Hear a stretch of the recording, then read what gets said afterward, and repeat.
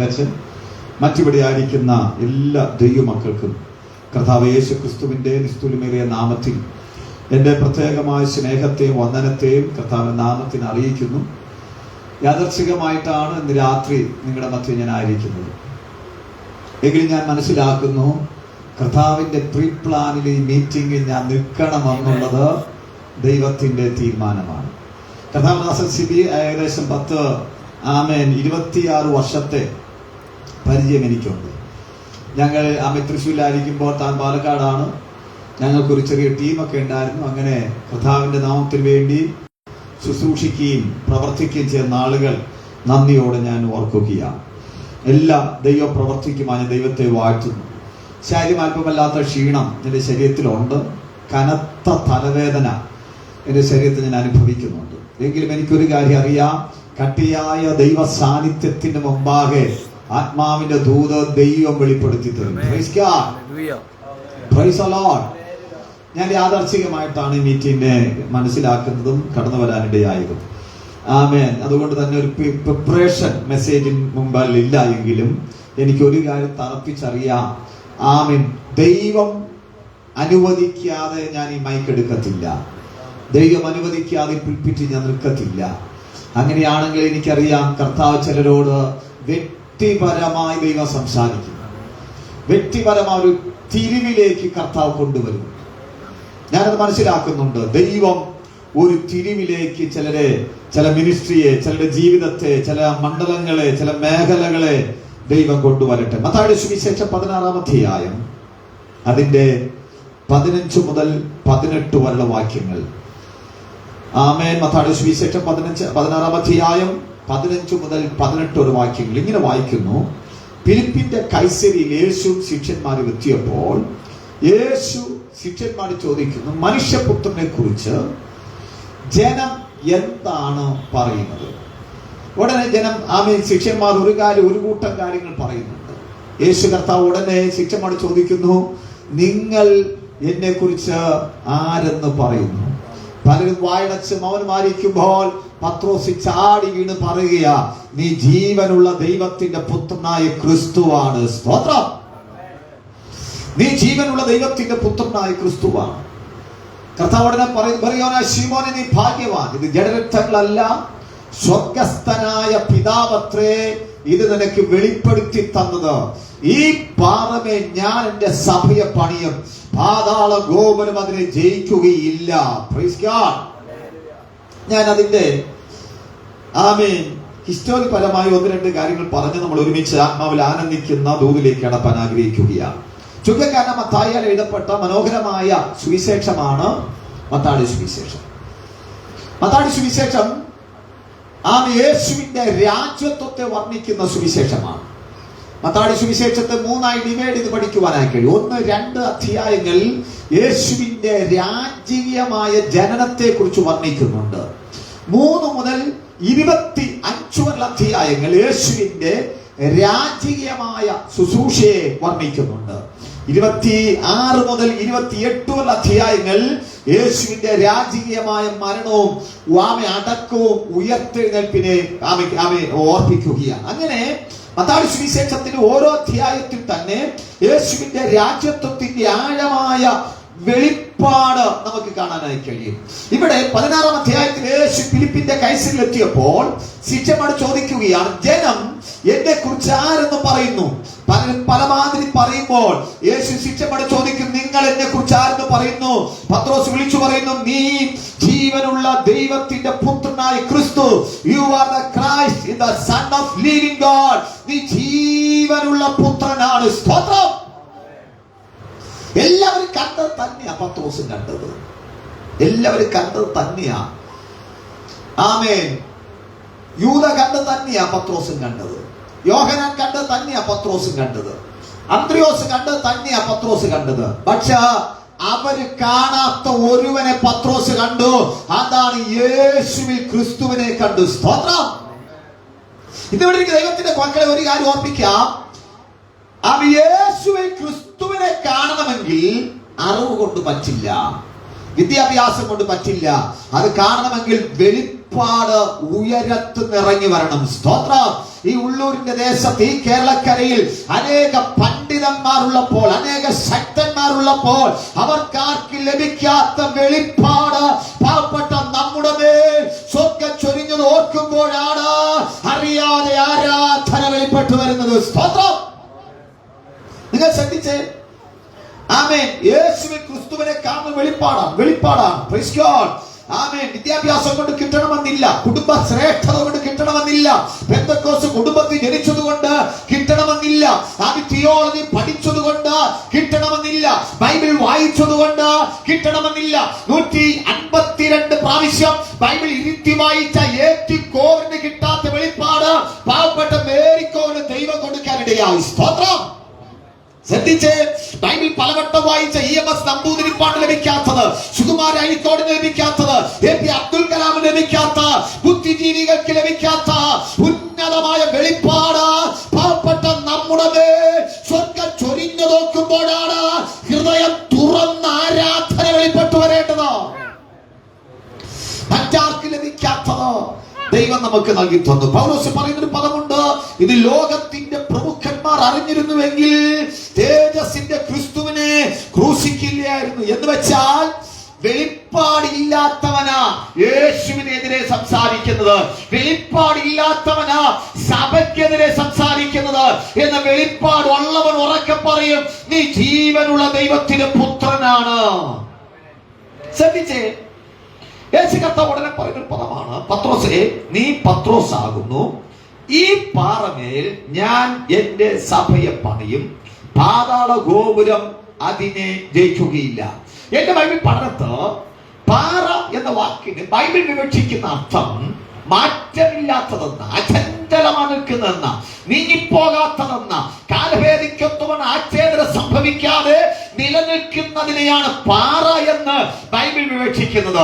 അങ്ങനെയെങ്കിൽ ബൈബിളിൽ 3 പാറകളാണ് എന്റെ പഠനത്തിൽ ഞാൻ കണ്ടത്. ഒന്ന്, അവരെ അനുഗമിച്ച പാറയിൽ നിന്നല്ലോ അവർ കുടിച്ചത്. ആ പാറ ക്രിസ്തുവായിരുന്നു. ക്രിസ്തുവിന് മാറ്റമില്ല. ഇന്നിവിടെ ഇരിക്കുന്ന ദൈവത്തിന്റെ മക്കളെ, അവൻ ലോകത്തിലെ ഏത് നേതാക്കന്മാരും മാറുന്നവരാണ്, സാഹചര്യത്തിനൊത്തവണ്ണം മാറ്റി പറയുന്നവരാണ്. എന്നാൽ ആകാശം ഭൂമി മാറിയാലും, ഈ ലോകത്തിന്റെ സമസ്ത വ്യവസ്ഥിതി മാറിയാലും മാറ്റമില്ലാതെ നിലനിൽക്കുന്ന ഒരുവനാണ് ഞാൻ ആരാധിക്കുന്ന കർത്താവ്. അവൻ മാറ്റമില്ലാത്ത പാറയാണ്. യേശു കർത്താവ് പൗലോസിലെ പറയുന്നൊരു പദമുണ്ട്, അവൻ ഇന്നലെയും ഇന്നും എന്നേക്കും അനന്യനായ ദൈവം തന്നെ. 2, യേശു കർത്താവ് പറഞ്ഞൊരു പദമുണ്ട്, എന്റെ ഈ വചനം കേട്ട് വീട് പണിയുന്നവനല്ല, പാറമേൽ അടിസ്ഥാനമിട്ട് വീട് പണിയുന്ന ബുദ്ധിമാന് തുല്യം. എന്ന് വെച്ചാൽ ദൈവത്തിന്റെ വചനം പാറ പോലെ ഉറപ്പുള്ളതാ. സ്തോത്രം. ദൈവവചനത്തിന് മാറ്റമില്ല. ദൈവവചനത്തിന് മാറ്റമില്ല. ദൈവവചനം അവിസ്തം തിരുത്തേണ്ടി വന്നിട്ടില്ല. ഇന്നും മാറ്റമില്ലാതെ ദൈവവചനം നിൽക്കുകയാണ്. 3ാമത്തെ പാർട്ടാണ് അല്പസമയം നിൽപ്പാൻ ഞാൻ ആഗ്രഹിക്കുന്നത്. 3, യേശു കർത്താവ് പത്രോസ് പറയുക, പത്രോസേ, അവിസ്തം നീ പത്രോസ് ആകുന്നു, ഈ പാറമേ ഞാൻ എന്റെ സഭയെ പണിയും. എന്ന് വെച്ചാൽ പത്രോസേ, നിനക്ക് പിതാവിൽ നിന്ന് ലഭിച്ച വെളിപ്പാട് പാറ പോലെ ഉറപ്പുള്ളതാണ്. അതിന്മേലാ നിന്നെ ഞാൻ പണിയാൻ പോകുന്നത്. ഇന്ന് പകൽ ദൈവത്തിന്റെ മക്കളെ, ദൈവത്തിനൊരു വെളിപ്പാട് നിന്റെ അകത്ത് ഇറങ്ങിയിട്ടുണ്ടെങ്കിൽ നിന്റെ ജീവിതം മാറും. നിന്റെ ശുശ്രൂഷ മാറും. നിന്റെ ക്യാരക്ടർ ചേഞ്ച് ആകും. അങ്ങനെ പകൽ നമുക്ക് വേണ്ടത് അറിവിന്റെ ഉത്തുംഗ സിദ്ധമല്ല, മറിച്ച് വെളിപ്പാടിന്റെ ആഴമായ ഉറപ്പാണ്. വെളിപ്പാട് വേണം. ഞാൻ ഒന്ന് അതിന്റെ ഉള്ളിലേക്ക് കടപ്പാൻ എനിക്ക് താല്പര്യമുണ്ട്. സ്തോത്രം. തിരുവചനം പഠിച്ചാൽ ആമേൻ, ഈ വെളിപ്പാട് പ്രാപിച്ച ജനം ദൈവത്താൽ ഉപയോഗിക്കപ്പെട്ടിട്ടുണ്ട്.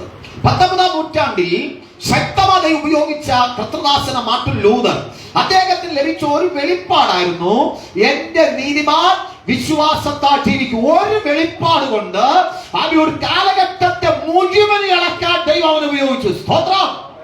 സാധു സിദ്ധസിംഗിന് ലഭിച്ച വെളിപ്പാടാണ്, യേശു ലോകത്തിന്റെ വെളിച്ചമാണ്. ആ വെളിപ്പാട് അവന്റെ അകത്ത് ഇറങ്ങിയപ്പോൾ അവൻ ദൈവകരന് ശക്തമായി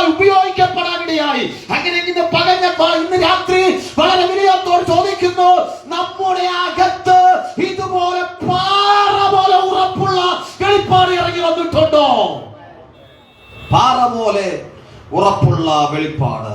20-ാം നൂറ്റാണ്ടിൽ വെയ്റ്റ്സിന്റെ ഉണർവ് കൊണ്ടുവന്ന ഇവാൻ റോബർട്ട് അവൻ തനിക്ക് ദൈവം കൊടുത്ത വെളിപ്പാട്, ദൈവ സ്നേഹത്തെ കുറിച്ചുള്ള വെളിപ്പാട്, തന്റെ അനവധി പ്രസംഗ കുറിപ്പുകൾ ഇന്ന് സ്തോത്രം ലഭിക്കുവാനിടയായിട്ടുണ്ട്.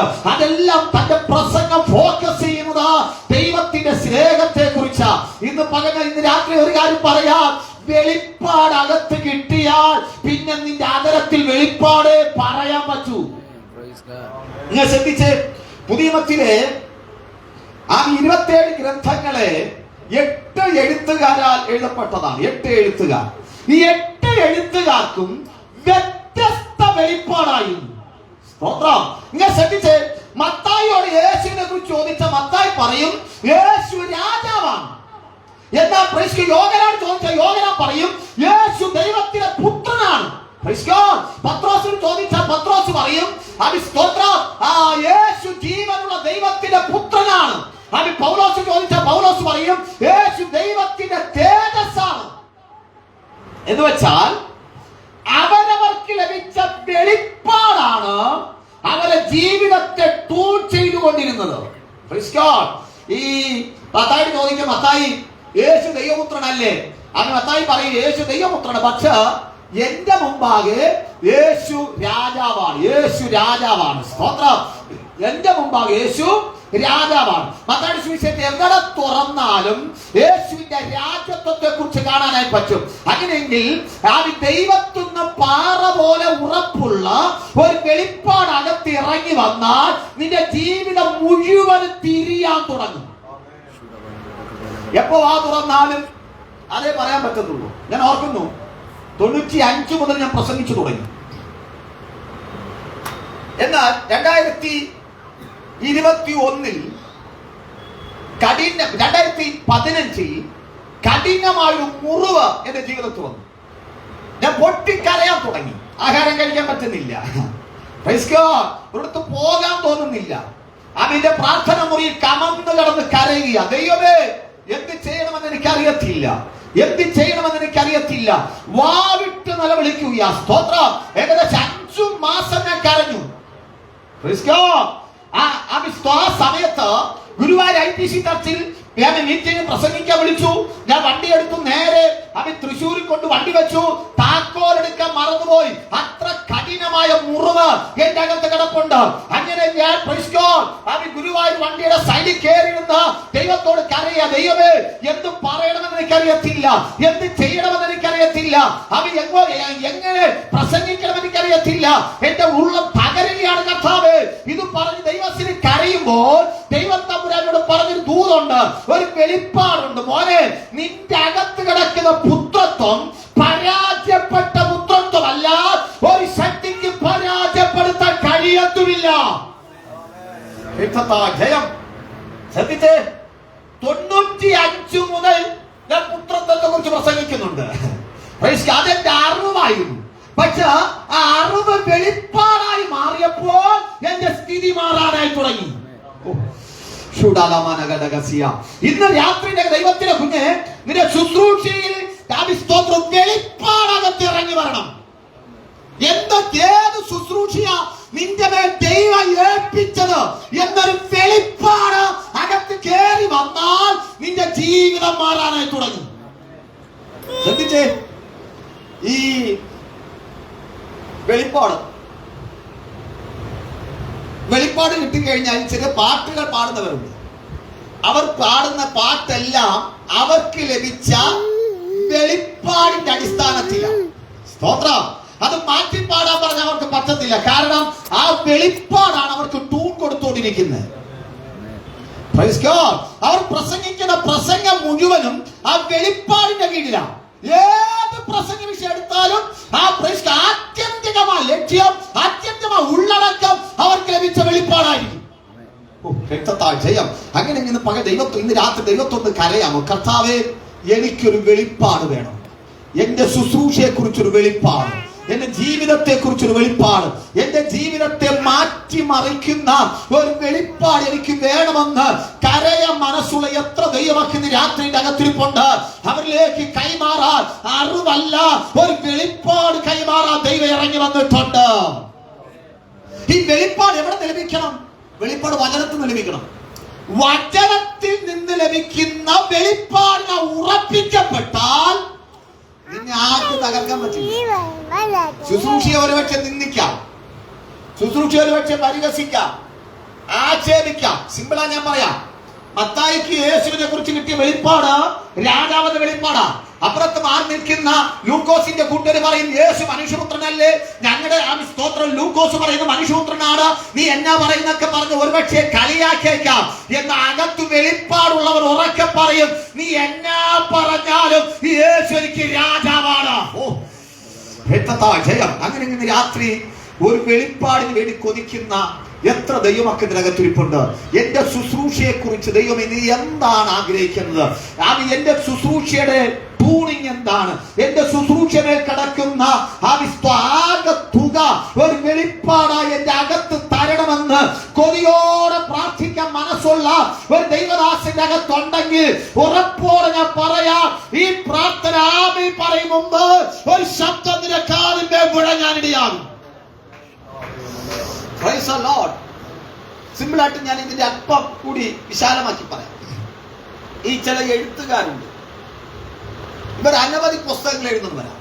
പക്ഷെ അവർ എത്ര വലിയ പുസ്തകങ്ങൾ എഴുതിയാലും ചെറിയ പുസ്തകം എഴുതിയാലും അതിന്റെ അന്തർധാരയിൽ കിടക്കുന്നത് ഒരു സന്ദേശമാണ്. സ്വത്രം ഉൽപ്പത്തി പുസ്തകം മുതൽ വെളിപ്പാട് പുസ്തകം വരെ അവർ പഠിച്ചെഴുതിയാൽ പോലും അന്തർധാരയിൽ ഒരു മെസ്സേജ് ആയിരിക്കും കിടക്കുന്നത്. എന്നാ കാര്യം അറിയാമോ? ആ മെസ്സേജ് അവരകത്ത് വെളിപ്പാടായി കിട്ടിയത്. രക്തത്താൽ ജയം, രക്തത്താൽ ജയം. അവരെ ജീവിതത്തെ മാറ്റിയത് ആ വെളിപ്പാടാണ്. അവരെ ശുശ്രൂഷയെ മാറ്റിയത് ആ വെളിപ്പാടാണ്. രക്തം ജയം. 2015 ഈ വെളിപ്പാടിന്റെ അകത്ത് കിട്ടിയ സമയം മുതൽ എന്റെ കരച്ചിൽ മാറി, എന്റെ പ്രസംഗ ശൈലി മാറി, പ്രസംഗത്തിന്റെ രീതികൾ മാറി, പ്രസംഗത്തിന്റെ ചിന്തകൾ മാറി. പല മെസ്സേജും എന്റെ യൂട്യൂബിൽ എടുത്തിട്ടിട്ടുണ്ട്. അതെടുത്ത് നോക്കിയാൽ അറിയാൻ പറ്റും. ഏത് മെസ്സേജ് തൊട്ടാലും പുത്രത്വത്തെ കുറിച്ച് തൊടാതെ ഒരു മെസ്സേജ് എന്റെ ജീവിതത്തിലില്ല. സ്തോത്രം. എന്നാ കാര്യം അറിയാമോ? എന്റെ അകത്ത് ലഭിച്ചതൊരു വെളിപ്പാട്, അറിവല്ല. ആ അറിവ് വെളിപ്പാടായി മാറി. രക്തത്താൽ ജയം. അങ്ങനെ ഇന്ന് രാത്രി ദൈവത്തോട് പറ, കർത്താവേ, എന്റെ മിനിസ്ട്രിയെ കുറിച്ചുള്ള അങ്ങയുടെ പദ്ധതി എന്താണ്? എന്റെ മിനിസ്ട്രിയെ കുറിച്ചുള്ള അങ്ങയുടെ ഹിതം എന്താണ്?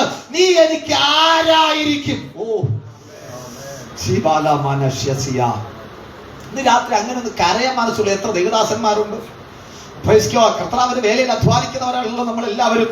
ഇന്ന് രാത്രി അങ്ങനെ ഒന്ന് കരയാൻ പറ്റും. കർത്താവേ, ഈ ഉപവാസ പ്രാർത്ഥന തീരും മുമ്പ് എന്റെ മിനിസ്ട്രി ട്യൂൺ ചെയ്തു വരാൻ, എന്റെ ജീവിതം ട്യൂൺ ചെയ്തു വരാൻ, എന്റെ ശുശ്രൂഷ ട്യൂൺ ചെയ്തു വരാൻ, എന്റെ ക്യാരക്ടർ ഫോം ചെയ്തു വരാൻ, എന്റെ പ്രാർത്ഥനാ ജീവിതം ട്യൂൺ ചെയ്തു വരാൻ ഒരു വെളിപ്പാട് എന്റെ അകത്ത് പകരണമേ എന്നൊരു കരച്ചിൽ ഇന്ന് രാത്രി ഉണ്ടോ? വ്യക്തം ചെയ്യും. ഇവിടെ പത്രോസിന് വെളിപ്പാട് കൊടുക്കുക. വെളിപ്പാട് എന്താണ്? ആമേൻ. നീ ആമേൻ. വെളിപ്പാട് ഇതാണ്, നീ ജീവനുള്ള ദൈവത്തിന്റെ പുത്രനായ ക്രിസ്തുവാണ്. എന്റെ ചോദ്യം, അപ്പോൾ ആരാണ് ക്രിസ്തു? പത്രോസും അന്ത്രയോസും യൂദയും തോമസ് എല്ലാം കണ്ടത് ഒന്ന് തന്നെയാണ്. എന്നാൽ അവര് കാണാത്ത ക്രിസ്തുവിനെ പത്രോസ് കണ്ടു. അങ്ങനെയെങ്കിൽ ക്രിസ്തു ആരാണ്? ഒന്ന് വായിക്കാൻ പറ്റുമോ? എബ്രായലേഖനം 10-ാം അധ്യായം 5-ാമത്തെ വാക്യം. എബ്രായലേഖനം 10-ാം അധ്യായം 5-ാമത്തെ വാക്യം. എബ്രായലേഖനം 10-ാം അധ്യായം 5-ാമത്തെ വാക്യം.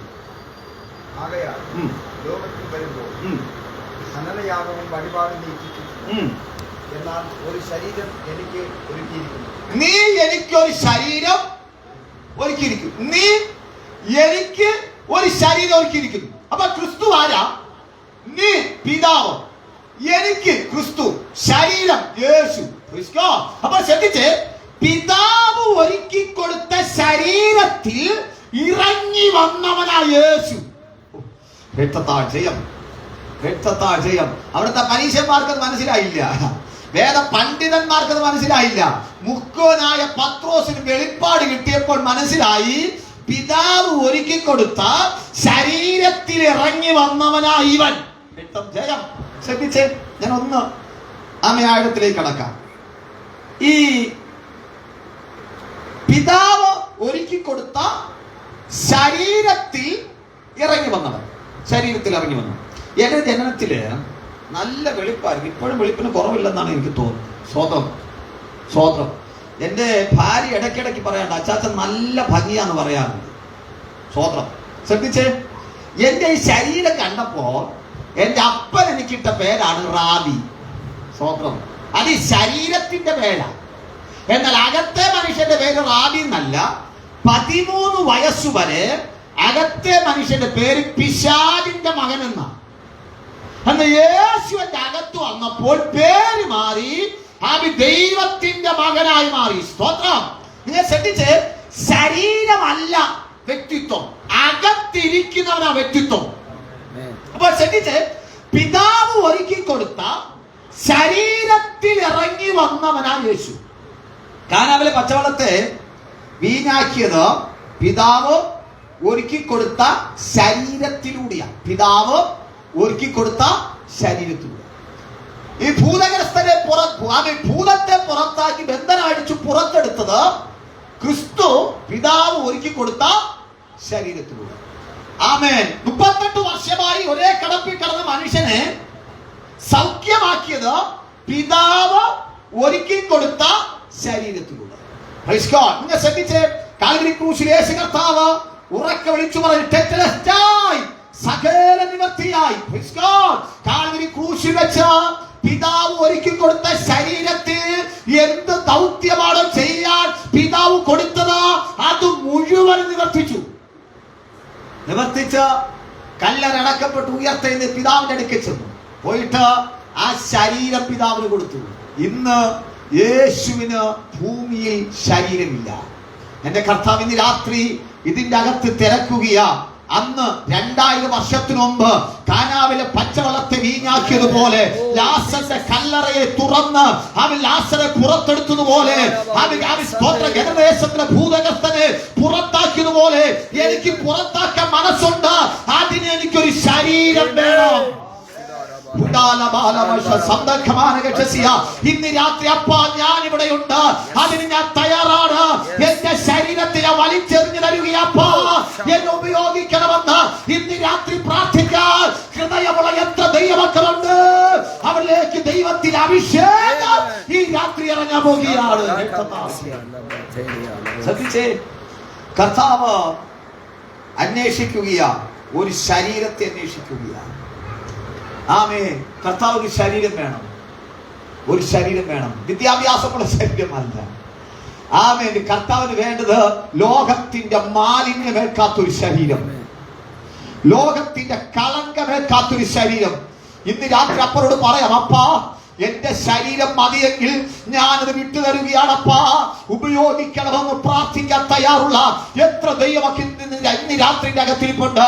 അപ്പാ എന്റെ ശരീരം മതിയെങ്കിൽ ഈ 21ാം നൂറ്റാണ്ടിൽ അങ്ങയ്ക്ക് സഞ്ചരിക്കാൻ, അങ്ങയ്ക്ക് രോഗികളെ സൗഖ്യമാക്കാൻ, അങ്ങയ്ക്ക് മരിച്ചവരെ ഉയർപ്പിക്കാൻ ഈ ശരീരം മതിയെങ്കിൽ.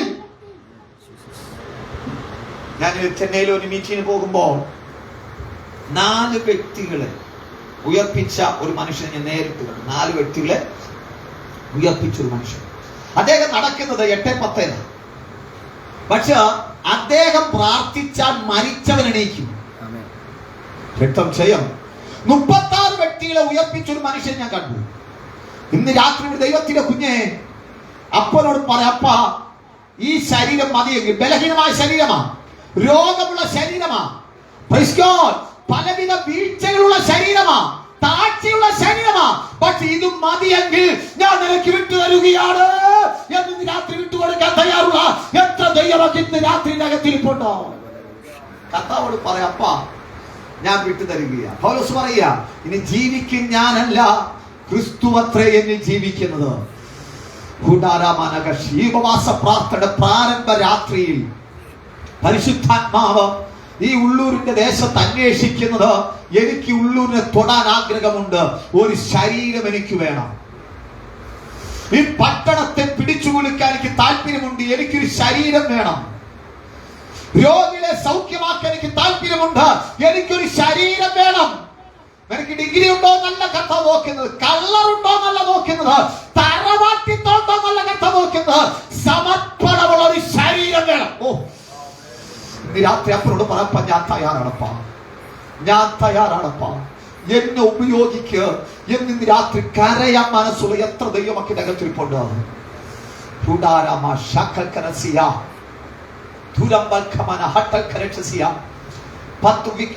പത്രോസിന് ഉപയോഗിച്ചവൻ, വിക്കനായ മോശയെ ഉപയോഗിച്ചവൻ, യോശുവയെ ഉപയോഗിച്ചവൻ, ഏലിയാവിനെ ഉപയോഗിച്ചവൻ, ഇന്ന് രാത്രി നിന്നെ ഉപയോഗിക്കാൻ ആഗ്രഹത്തോടെ ഇറങ്ങി വന്നിട്ടുണ്ട്.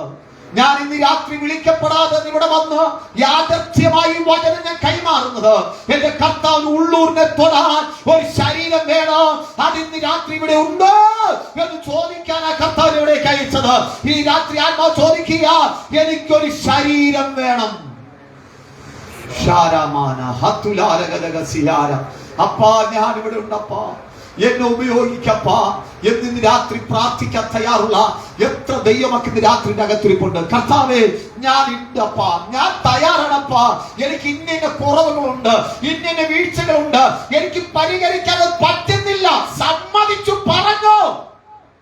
നിനക്ക് കഴിയാത്ത മേഖലയിൽ നിന്നെ കഴിവുള്ളവനാക്കി മാറ്റുന്ന ദൈവ കൃപയുടെ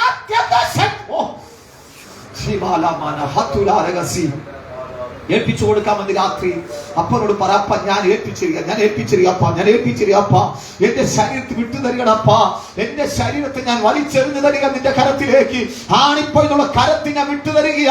2024 വർഷങ്ങൾക്ക് മുമ്പ് ഗലീലയിൽ അങ്ങ് എങ്ങനെ പ്രവർത്തിച്ചുവോ അതുപോലെ ഈ തിരുവനന്തപുരം ജില്ലയിൽ പ്രവർത്തിക്കാൻ എന്റെ ശരീരത്തെ ഞാൻ വിട്ടു തരികയപ്പാ. ഒന്ന് പ്രാർത്ഥിക്കാൻ ചങ്കുണ്ടോ? ഒന്ന് കരയാൻ ചങ്കുണ്ടോ? ഇന്ന് രാത്രി കരയാൻ മനസ്സുണ്ടോ? കർത്താവ് നിങ്ങൾ മറ്റൊന്നും ചോദിക്കുന്നില്ല. നീ എന്ത് പഠിച്ചെന്നോ, എത്ര നോളജ് ഉണ്ടെന്നോ, സ്തോത്രം എത്ര വർഷം പഴക്കമുണ്ടെന്നോ, എന്തുമാത്രം ശ്രേഷ്ഠതയുണ്ടെന്നോ ഒന്നും ദൈവം നിന്നോട് ചോദിക്കുന്നില്ല. ചോദിക്കുന്ന ഒരു കാര്യം മാത്രം, ഈ പ്രാണം പോയാൽ പൂഴിക്ക് വളമായി തീരുന്ന ഈ ശരീരം.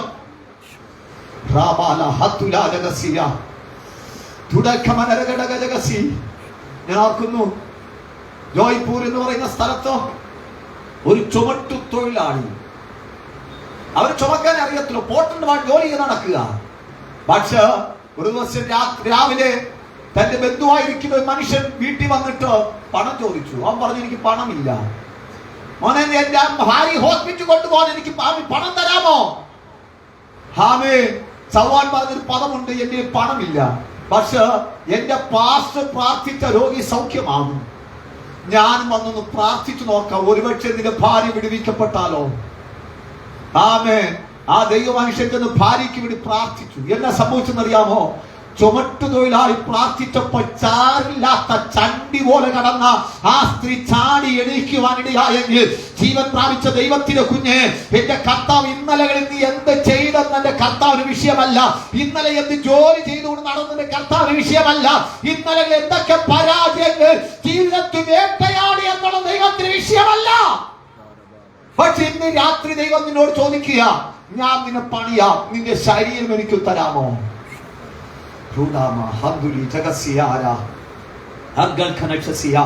എന്റെ കർത്താവ് രാത്രി ചോദിക്കുക, നിന്റെ ശരീരം എനിക്ക് തരാമോ? എന്തിനാ കർത്താവ് ശരീരം ചോദിക്കുക? പൗലോസ് പറയുന്ന വാക്കുണ്ട്, ഞാൻ ദൈവത്തിന്റെ കൂട്ടുവേലക്കാരനാ. ദൈവത്തിന്റെ കൂട്ടുവേലക്കാരൻ എന്ന് വെച്ചാൽ ദൈവം ചെയ്യുന്ന കാര്യങ്ങൾ അതുപോലെ ചെയ്യാനാ എന്നെ വിളിച്ചത്. Praise God. Praise God. Praise God. ഒന്നുകൂടി ഓർമ്മിച്ചാൽ, ദൈവം ചെയ്യുന്ന കാര്യം ലോകത്തിന്റെ മുമ്പാകെ വെളിപ്പെടുത്തുക. ദൈവം ചെയ്യുന്ന കാര്യം സിമ്പിളാ. ഞാൻ പറയാം, അംബാനിയുടെ വണ്ടി ഓടിക്കുന്ന ഒരു മനുഷ്യനെ ചിന്തിച്ചേ. അംബാനിയുടെ കൂട്ടുവേലക്കാരനാ. എന്നാ പ്രൗഢിയ, എന്നാ ശമ്പളം കൊടുക്കുന്നത്, എന്താ മഹത്വം എന്ന് ചിന്തിച്ച്. അങ്ങനെ ഇന്ന് രാത്രി ഉലകം മുഴുവൻ സൃഷ്ടിച്ച നാഥനായ നമ്മൾ വീണ്ടെടുപ്പുകാരന് ഒരുവനെ ആവശ്യമുണ്ട്. എന്തിനാ? ഉള്ളൂരിനെ പിടിച്ചു കുലുക്കാൻ, കേരളത്തെ പിടിച്ചു കുലുക്കാൻ, ട്രിവേന്ദ്രത്തെ പിടിച്ചു കുലുക്കാൻ ദൈവത്തിന് ഒരുവനെ ആവശ്യമുണ്ട്. അവന്റെ കൂടെ നിൽക്കാനാ കർത്താവ് നിന്നെ വിളിക്കുന്നത്. നീ ചെയ്യണ്ട ആ കാര്യം, ദൈവം ചെയ്തോളൂ. ഉള്ളൂരിൽ നീ ഒന്നും ചെയ്യണ്ട, നീ കൂടെ നിന്നു കൊടുത്താൽ മതി. നിൽക്കാൻ മനസ്സുള്ള എത്ര ദൈവമക്കളുടെ അകത്തുണ്ട്, നിന്നു കൊടുക്കാൻ എത്ര ദൈവമക്കളുടെ അകത്ത് മനസ്സുണ്ട്. രക്തത്താഴ് ഞാൻ അന്ന് ആ പദത്തിൽ 1-2 ഭാഗം കൂടി പറഞ്ഞു പെട്ടെന്ന് ബാക്കി ഇവിടെ നിർത്താം. ബൈബിൾ ഇപ്രകാരം പറയുന്നത്, അവർ പുറപ്പെട്ട് എല്ലായിടത്തും പ്രസംഗിച്ചു, കർത്താവ് അവരെ കൂടെ ഇരുന്ന് പ്രവർത്തിച്ചു, അവരാൽ നടന്ന അടയാളങ്ങളാൽ വചനത്തെ ഉറപ്പിച്ചു പോകും. പ്രവർത്തിച്ചത് അപ്പോസ്തലന്മാരല്ല, ദൈവമാണ്. വെളിപ്പെടുത്തിയത് അപ്പോസ്തലന്മാരാണ്. ഒന്നുകൂടി ഓർപ്പിക്കാം. പ്രവർത്തിച്ചത് അപ്പോസ്തലന്മാരല്ല, പ്രവർത്തിച്ചത് യേശുവാണ്. പക്ഷെ വെളിപ്പെടുത്തിയത് അപ്പോസ്തലന്മാരാണ്. എന്റെ കർത്താവ് പറയും, ഞാൻ പ്രവർത്തിച്ചോളാം, നിനക്കൊന്ന് വെളിപ്പെടുത്താമോ? നിനക്കൊന്ന് വെളിപ്പെടുത്താമോ? എന്ന് പറയുന്ന കർത്താവിന്റെ ദാസൻ ഒരിക്കൽ കൃപാവരത്തിന് വേണ്ടി പ്രാർത്ഥിച്ചുകൊണ്ടിരിക്കുക. ദൈവമേ കൃപാവരം വേണം പ്രാർത്ഥിച്ചുകൊണ്ടിരിക്കുമ്പോൾ കർത്താവ് ഒരിക്കലും ഒരു മനുഷ്യനെ, 2 കാലില്ലാത്ത മനുഷ്യനെ വിരച്ചുകൊണ്ടിട്ട് പറഞ്ഞു, നീ അവന് വേണ്ടി പ്രാർത്ഥിക്കുക, ഞാൻ അവന് 2 കാല് കൊടുക്കാൻ പോവുക, ഞാനാ കൊടുക്കുന്നത്, പക്ഷെ നീ പ്രാർത്ഥിക്കണം. വിഷ്ണു പറഞ്ഞ്, എനിക്ക് പറ്റില്ല കർത്താവ്. ഉടനെ പറഞ്ഞ വാക്ക്, ദൈവം പറഞ്ഞ വാക്ക്, നീ പറഞ്ഞില്ല അവൻ 2 കാലില്ലാതെ നടക്കും. രക്തത്താഴ് ഉള്ളൂരിന്റെ ദേശത്ത് കർത്താവിന് നിന്നെ കൂടി ചില വ്യക്തികളെ വിടുവിക്കാൻ പദ്ധതിയുണ്ട്. നീ പറഞ്ഞാൽ അവർ വിടുവിക്കപ്പെടത്തുള്ളൂ. കാരണം അവരെ വിടുതലിന്റെ അതോറിറ്റി ദൈവം നിന്റെ പക്കൽ കൈമാറി. അവരെ വിടുവിക്കാനുള്ള അതോറിറ്റി, അവരെ വിടുവിക്കേണ്ട അഭിഷേകം, അവരെ വിടുവിക്കേണ്ട വാചകം ദൈവം നിന്റെ പക്കൽ തന്നിരിക്കുക. നീ രാത്രി നീ പറയാമോ, ദൈവം പ്രവർത്തിച്ചു രക്തം ചെയ്യും. സിമ്പിൾ ആയിട്ട് ഒരു കാര്യം പറഞ്ഞ് ഇവിടെ നിർത്തുന്നു. മാർക്കോസ് സുവിശേഷം 10:27 ഇങ്ങനെ വായിക്കുന്നു, യേശു പറഞ്ഞു, മനുഷ്യർക്ക് അസാധ്യമെങ്കിലും ദൈവത്തിന് അല്ലതാൻ, ദൈവത്തിന് അല്ലതാൻ, ദൈവത്തിന് സകലതും സാധ്യം, ദൈവത്തിന് സകലതും സാധ്യം. ആ 9:23 വാക്യത്ത് വായിക്കുന്നു, യേശു പറഞ്ഞു, വിശ്വസിക്കുന്നവരാ സകലം സാധ്യം. അപ്പൊ ശ്രദ്ധിച്ചേ, കർത്താവിന് സകലം സാധ്യമാണ്. അവന് മുമ്പിൽ ഒന്നും അസാധ്യമല്ല, ഒന്നും അസാധ്യമല്ല. പക്ഷെ ആ കർത്താവിൽ നാം വിശ്വസിക്കുമ്പോൾ കർത്താവിന് അസാധ്യമല്ലാതിരിക്കുന്നത് പോലെ ദൈവത്തെ നമ്മുടെ മുമ്പിലും അസാധ്യങ്ങൾ വഴിമാറും. വിശ്വസിക്കാമോ? ഞാൻ ആ പദം പഠിച്ചപ്പോൾ ഞെട്ടിപ്പിച്ചൊരു പദം പറയാം. യേശു പറഞ്ഞൊരു പദമാണ്, എന്റെ പിതാവ് ഇന്നുവരെ പ്രവർത്തിക്കുന്നു, ഞാനും എന്റെ പിതാവ് ഇന്നുവരെ പ്രവർത്തിക്കുന്നു, അതുകൊണ്ട് ഞാനും പ്രവർത്തിക്കുന്നു. എന്ന് വെച്ചാൽ എന്റെ പിതാവിന് ഒന്നും അസാധ്യമല്ല, അതുകൊണ്ട് എന്റെ മുമ്പിൽ ഒന്നും അസാധ്യമല്ല. വിശ്വസിക്കാൻ പറ്റുമെങ്കിൽ സ്തോത്രം പറയാം. ആമേൻ. ഈ പ്രവർത്തനം ആരംഭ ദശയിലാണ്, എനിക്കറിയാം. ശൈശവ ദശയിൽ ആരംഭിക്കുന്ന പ്രവർത്തനം വളരെ കഷ്ടപ്പാടുള്ളതാണ്. ഞാൻ 2 പ്രവർത്തനത്തിന് ആരംഭം നാന്ദി കുറിച്ചിട്ടുണ്ട്. വളരെ വേദനയുള്ള കാര്യമാണ്. ഒരു വ്യക്തി വന്നു കണ്ടാൽ സന്തോഷമാണ്, ആ വ്യക്തി പിറ്റേയാഴ്ച വരാതിരുന്ന ദുഃഖമാണ്. എന്നാൽ ഒരു കാര്യം പറയാം, ദൈവദാസന്മാർ ഒരു കാര്യം തറപ്പിച്ചു പറയുന്നു, ദൈവത്തിന് ഒരു കാര്യം അസാധ്യമല്ലാകിയാൽ നാം അവനിൽ വിശ്വസിക്കുന്നതുകൊണ്ട് നമ്മുടെ മുമ്പിൽ അസാധ്യങ്ങൾ വഴിമാറും. ആത്മാക്കളെ കർത്താവ് കൂട്ടം കൂട്ടമായി എഴുന്നേൽപ്പിച്ചു തരുമെന്ന് വിശ്വസിച്ചാൽ ദൈവപ്രവൃത്തി വെളിപ്പെട്ടു വരും. ശ്രദ്ധിച്ച്, നാം ദൈവത്തെ ഉപയോഗിക്കുകയല്ല, മറിച്ച് ദൈവം നമ്മെ ഉപയോഗിക്കുക. ദൈവം നമ്മെ ഉപയോഗിക്കുക. സിമ്പിളാണ്, ഞാൻ തെളിയിക്കുക. നമ്മുടെ അകത്ത് ആര് വെളിപ്പെട്ടുവോ അവനാണ് ഈ ശരീരത്തെ ചലിപ്പിക്കുന്നത്. സ്തോത്രം. നമ്മുടെ അകത്ത് ആരാണോ വെളിപ്പെട്ടത് അവനാ ഈ ശരീരത്തെ ചലിപ്പിക്കും. ബൈബിൾ വായിക്കുന്നതാണ്, ദുരാത്മ ഒരു മനുഷ്യനെ വിട്ടുപോയി ആ സ്ഥിരോട്ടമുള്ള സ്ഥലം അന്വേഷിച്ച് കണ്ടെത്താകിയാൽ വീണ്ടും മടങ്ങി വന്ന് കയറുമ്പോൾ അവന്റെ സ്ഥിതി മുമ്പലത്തെക്കാളും വഷളായി പോകുന്നു. എന്താ കാര്യം? മുമ്പലത്തെക്കാളും ഗതികെട്ട സ്പിരിറ്റാണ് അവന്റെ അകത്ത് കയറിയത്. ആ സ്പിരിറ്റാണ് അവൻ അസ്വസ്ഥമാക്കുന്നത്. സ്തോത്രം. അങ്ങനെയാണെങ്കിൽ അകത്ത് ദൈവത്തിന്റെ കുഞ്ഞെ, നമ്മുടെ അകത്ത് ആരാ കയറിയത്? അവനാ നമ്മുടെ ശരീരത്തെ ചലിപ്പിക്കാൻ പോകുന്നത്. വിശ്വസിക്കാൻ പറ്റുമെങ്കിൽ സ്തോത്രം പറയാം. വിശ്വസിക്കാൻ പറ്റുമെങ്കിൽ സ്തോത്രം പറയാം. നമ്മുടെ അകത്ത് കയറിയവൻ നമ്മുടെ കണ്ണിനെ ചലിപ്പിക്കാം, നമ്മുടെ കാതുകളെ ചലിപ്പിക്കാം, നമ്മുടെ കാലുകളെ ചലിപ്പിക്കാം, നമ്മുടെ കരത്തെ ചലിപ്പിക്കാം. ശക്തിയുള്ളവനാകിയാൽ ഇന്ന് രാത്രി അപ്പനോട് പറയാം, അപ്പാ ഞാൻ വിട്ടു തരികയാണപ്പാ. ജയം, രക്തം ജയം. നിങ്ങൾ ശ്രദ്ധിച്ചേ, കേരളത്തെ പിടിച്ചു വിളിക്കുക നന്ദൻകോട് കൂട്ടക്കൊലപാതകം ഇവിടെ തൊട്ടടുത്ത് നടന്ന സംഭവമാണ്. അതെന്താ കാര്യം എന്നറിയാമോ? അവന്റെ അകത്തു വെളിപ്പെട്ടവൻ ചെയ്ത കാര്യം. അവൻ ചെയ്തതല്ല, അവന്റെ അപ്പന്റെ അമ്മയുടെ കാര്യം ഓർക്കും ഇപ്പോഴും പൊട്ടിക്കരയില്ല. കാരണം എന്നാ? അവൻ അറിഞ്ഞിട്ട് ചെയ്തതല്ല, അവനെ കൊണ്ട് ചെയ്യിപ്പിച്ചതാ. ആമേൻ. ആര് ചെയ്യിപ്പിച്ചു? അവന്റെ അകത്തു വെളിപ്പെട്ടവൻ. രക്തത്താഴ്ചയം. അത് സത്യമാണെങ്കിൽ നമ്മിൽ വെളിപ്പെട്ടവൻ അവൻ മരണമല്ല വരുത്തുന്നത്, അവൻ ജീവനാ വരുത്തുന്നത്. രക്തത്താഴ്ചയം. അങ്ങനെ നമ്മിൽ വെളിപ്പെട്ടവൻ മുഖാന്തരം നമ്മിൽ നിന്ന് ജീവൻ വെളിപ്പെടാൻ പോകുക. വിശ്വസിക്കാൻ പറ്റുമോ? വിശ്വസിക്കാൻ പറ്റുമോ? നിങ്ങൾ ശ്രദ്ധിച്ച്, ഞാൻ ഇടയ്ക്കിടയ്ക്ക് എന്റെ കൈയൊക്കെ നോക്കിയിട്ട് പറയും, എന്റെ കൈ കൊണ്ട് രോഗി സൗഖ്യമാകും, എന്റെ കൈ കൊണ്ട് ഭൂതങ്ങൾ പുറത്തു പോകും, ഞാൻ പ്രാർത്ഥിക്കുമ്പോൾ ബന്ധനം അഴിയും. ഞാൻ അത് കണ്ടിട്ടുണ്ട്, കാണുന്നുണ്ട്. അങ്ങനെ ഇന്ന് രാത്രി ദൈവത്തിന്റെ കുഞ്ഞ് ഈ കൈയെ കർത്താവ് ചലിപ്പിക്കാൻ പോകുക. രക്തത്താഴ്ച നമ്മുടെ ശരീരത്തെ ചലിപ്പിക്കുന്ന അകത്ത് ഇറങ്ങി വന്നവനാണ്. ഒരു വാക്കോട് വായിച്ചിട്ട് ഞാൻ ഇവിടെ വാക്ക് നിർത്താം. യോഹന്നാന്റെ സുവിശേഷം 8-ാം അധ്യായം 44-ാമത്തെ വാക്യം. 8-ാം അധ്യായം 44, 8:40.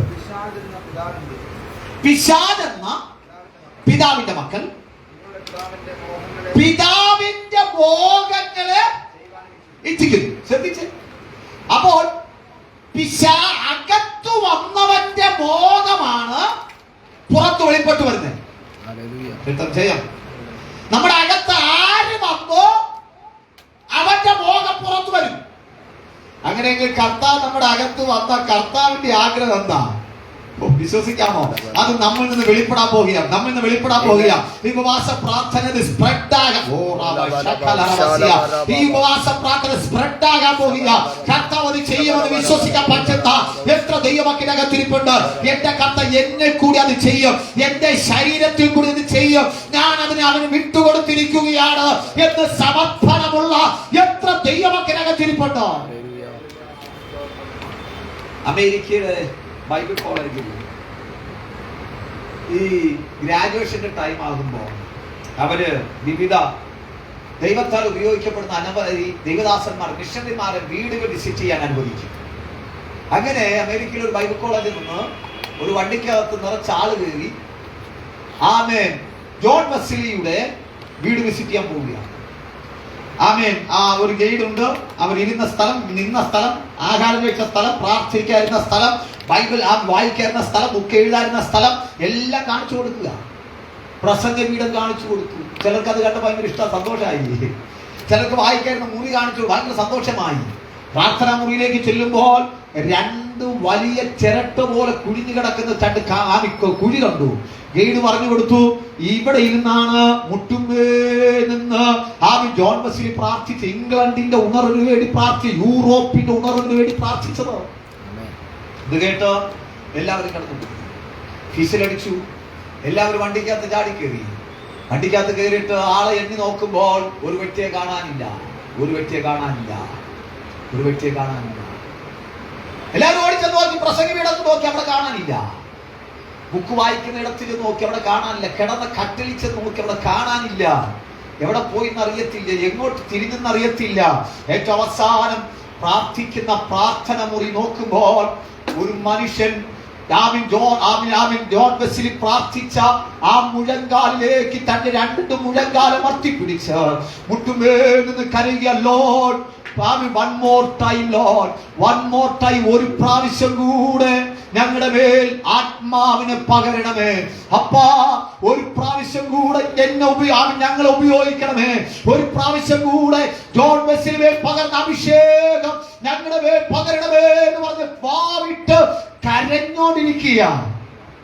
ആ മനുഷ്യൻ മറ്റാരുമല്ല, ലോകത്തെ പിടിച്ചു വിളിക്കിയ ബില്ലിഗ്രഹമായിരുന്നു. ഇന്ന് ഈ രാത്രി വേള ദൈവത്തോട് കരയാമോ? അപ്പാ, 1-ാം നൂറ്റാണ്ടിൽ പകരപ്പെട്ടതും ഒരു പ്രാവശ്യം കൂടെ ഈ ഉള്ളൂരിന്റെ പട്ടണത്തിൽ ഒരു പ്രാവശ്യം കൂടെ, ഈ ട്രിവാൻഡ്രം ജില്ലയിൽ ഒരു പ്രാവശ്യം കൂടെ, അപ്പാ ഒരു പ്രാവശ്യം കൂടെ കരയാൻ മനസ്സുള്ള എത്ര ദൈവമക്കൾ രാത്രിയുടെ അകത്തിരിപ്പുണ്ട്. അപ്പൊ ഒരു പ്രാവശ്യം കൂടെ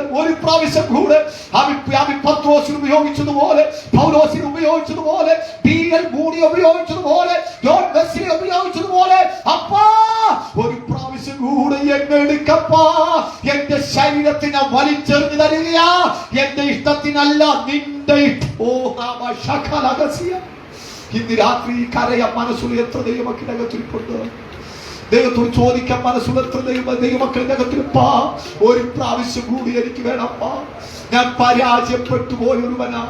ഞാൻ ആഗ്രഹിച്ചൊരു പന്താവനെത്താൻ എനിക്ക് കഴിഞ്ഞിട്ടില്ല. പല വേദിയിൽ ഞാൻ നിൽക്കുന്നുണ്ട്, പലയിടത്ത് ഞാൻ പ്രസംഗിക്കുന്നുണ്ട്, പല കാര്യങ്ങൾ ഞാൻ ചെയ്യുന്നുണ്ട്, എനിക്കൊരു സംതൃപ്തിയില്ലപ്പാ. ഒരു പ്രാവശ്യം കൂടെ എന്റെ മേൽ പകരണമേ അപ്പാ. എന്നെ ഉപയോഗിക്കപ്പാ. കരയാൻ മനസ്സുണ്ടോ? നിലവിളിക്കാൻ മനസ്സുണ്ടോ? അന്ന് സ്തോത്രം പകരപ്പെട്ട അഭിഷേകമാണ് ലോകത്തെ പിടിച്ചു കുലുക്കത്തക്കവണ്ണം ബില്ലിംഗ് ഗ്രാമിന് ഉപയോഗിക്കപ്പെട്ടെങ്കിൽ ഇന്ന് രാത്രി ഉപവാസത്തിന്റെ ആരംഭ ദിവസം കരയുന്ന കണ്ണു നിറയുന്ന ദൈവത്തിന്റെ കുഞ്ഞേ, നിന്റെ മേൽ വെളിപ്പെടുന്ന അഭിഷേകത്തിന്റെ ഘനം ഞാൻ ഈ ദേശം കാണാൻ പോകുക. ഈ ട്രിവാൻഡ്രം പട്ടണം കാണാൻ പോകുക. വിശ്വസിക്കാമോ? കണ്ണുകൾ മൂടി ഒരുമിച്ച് പ്രാർത്ഥിച്ചു ദൈവത്തോടൊന്ന് പ്രാർത്ഥിച്ചു. അപ്പാ ഉപയോഗിക്കപ്പാ. Lord, one more time. Lord, one more time, Lord. Lord, give me one more time. ദൈവത്തോട് പറയാം, അപ്പ ഒരു പ്രാവശ്യം കൂടി എനിക്ക് താ. അഭിഷേകം ഒരു പ്രാവശ്യം കൂടി എനിക്ക് താ. പത്രോസിന്റെ വ്യാപരിച്ച അഭിഷേകം, ക്രിസ്തുവിനെ മരിച്ചവരുടെ നിന്ന് വെളിപ്പെട്ട ഉയർപ്പിച്ച അഭിഷേകം,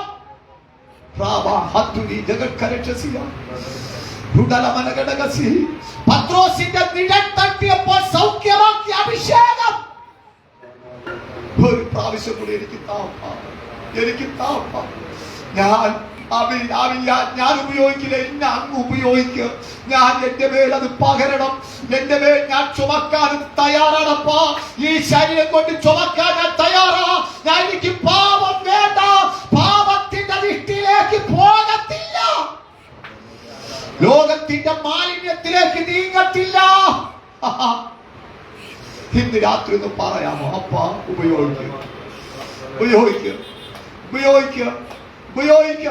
അഭിഷേകം എനിക്ക് താ, അഭിഷേകം എനിക്ക് താ, അഭിഷേകം എനിക്ക് താ. എല്ലാ ദൈവമക്കളുടെ സ്തോത്രം പറഞ്ഞു പ്രാർത്ഥിച്ചു.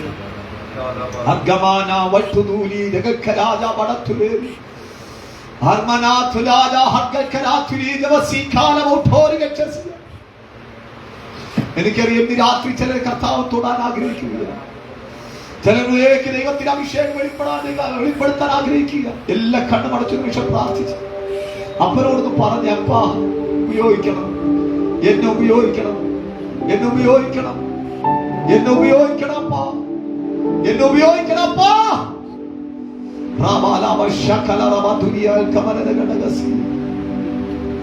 ഈ ശരീരം ഞാൻ നിനക്ക് തരികയാണ്.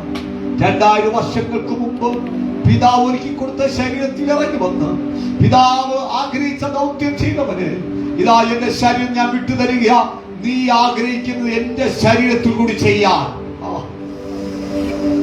അങ്ങനെ രാത്രി പ്രാർത്ഥിക്കാൻ പറ്റുന്ന എത്ര ദൈവമക്കളുടെ അകത്തിരിപ്പുണ്ട്, പ്രാർത്ഥിക്കാൻ പറ്റുന്ന എത്ര ദൈവമക്കളുടെ അകത്തിരിപ്പുണ്ട്. കട്ടിയായ സാന്നിധ്യത്തിന്റെ അകത്ത് വ്യാപരിക്കുന്നുണ്ട്, ഘനമായ ദൈവശക്തിയുടെ അകത്ത് വ്യാപരിക്കുന്നുണ്ട്. ഏൽപ്പിച്ചോട് ദൈവസിനെ പ്രാർത്ഥിക്കാമോ? ദൈവത്തിന്റെ കരത്തിലേക്ക് ഏൽപ്പിച്ചു ദൈവസിനെ ഏൽപ്പിച്ചു കൊടുക്കാമോ? കർത്താവോട് തുറന്നു പറഞ്ഞേ, അപ്പാ ഈ കരങ്ങളെ ഞാൻ സമർപ്പിക്കുകയാണ്, ഈ നാവിനെ ഞാൻ സമർപ്പിക്കുകയാണ്, ഈ കൈകളെ ഞാൻ സമർപ്പിക്കുകയാണ്. അപ്പാ എന്നെ ഉപയോഗിക്കപ്പാ.